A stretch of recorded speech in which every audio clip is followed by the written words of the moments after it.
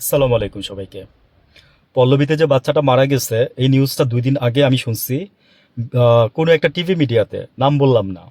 Just স্রেফ ১ minute ১ minute প্রচার করছে। যে বাচ্চাটা জাস্ট মারা গেছে, এরকম পল্লবীতে এরকম একটা ঘটনা ঘটছে। যখন নাকি সোশ্যাল মিডিয়া আলোড়ন তুললো এই ব্যাপারটা নিয়ে, তখন দেখলাম যে ভাই সব মিডিয়া পাগল হয়ে গেছে। কেন? আপনারা এটা আগে বড় করে তুলতে পারলেন না? যখন রামিসাই তো মেয়েটার নাম না, মানে কি ফুটফুটে একটা সুন্দর একটা বাচ্চা দেখছেন, আল্লাহ তাকে ভ্যাস নসিব করুক। ওর বাবা যখন চ্যালেঞ্জ ছুড়ে দিল, এই সরকারও বিচার করতে পারবে না, আমি চ্যালেঞ্জ দিলাম।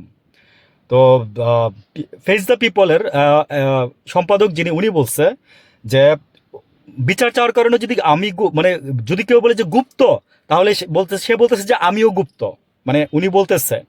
তো ওনার সাথে তাল মিলিয়ে বললাম যে বিচার চাইলে যদি গুপ্ত বলেন আপনারা, তাহলে আমরাও গুপ্ত। হ্যাঁ, একদম সাফ কথা। বিচার চাই। কেন বললাম কথাটা জানেন?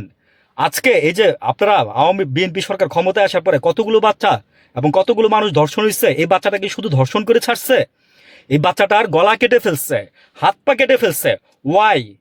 আপনারা শপথ নেন নাই যে আমাদের 18 কোটি মানুষের দায়িত্ব নিচ্ছেন? হ্যাঁ, তাহলে আপনারা কেন কেন কেন পারতেছেন না?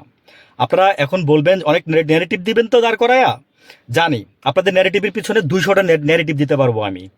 কিন্তু আমি একটা কথা বলি, সরকার চালাইতে আসছেন না, সরকার চালাইতে আসছেন, মনে রাখেন, মাথায় রাখেন যে সরকার চালাইতে আসছেন, দেশ চালাইতে আসছেন। দেশ চালানো, সরকার চালানো মানে দেশ চালাইতে আসছেন।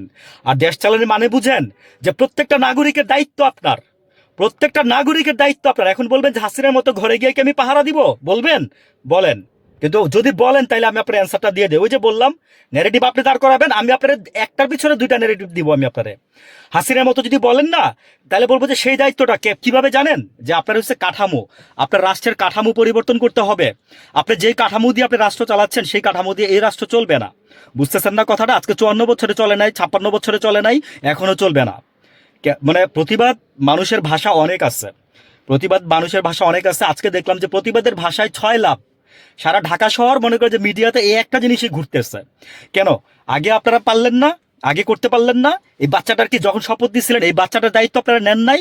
সরকারকে বলতেছি, এই বাচ্চাটার দায়িত্ব আপনার না? এই বাচ্চাটা ঘরের ভিতরে কেন খুন হবে? তাহলে রাষ্ট্রের নিরাপত্তা কোথায়? বাইরে কার নিরাপত্তা আছে? হ্যাঁ, বাইরে কার নিরাপত্তা আছে? রাষ্ট্র, আপনি যদি আজকে যদি একটা ধর্ষণের বিচার করতেন, হ্যাঁ, সবাই বলতেছে চ্যালেঞ্জ ছুড়ে দিচ্ছে আপনাকে। তারেক রহমান সাহেব, আমি আপনাকে নাম ধরেই বললাম কথাটা, যে চ্যালেঞ্জ ছুড়ে দিচ্ছে আপনাদেরকে, এই সরকারকে ধিক্কার দিয়ে, যে পারলে বিচার করে দেখান। আমিও বলবো যে পারলে বিচার করে দেখান। ভালো থাকবেন সবাই।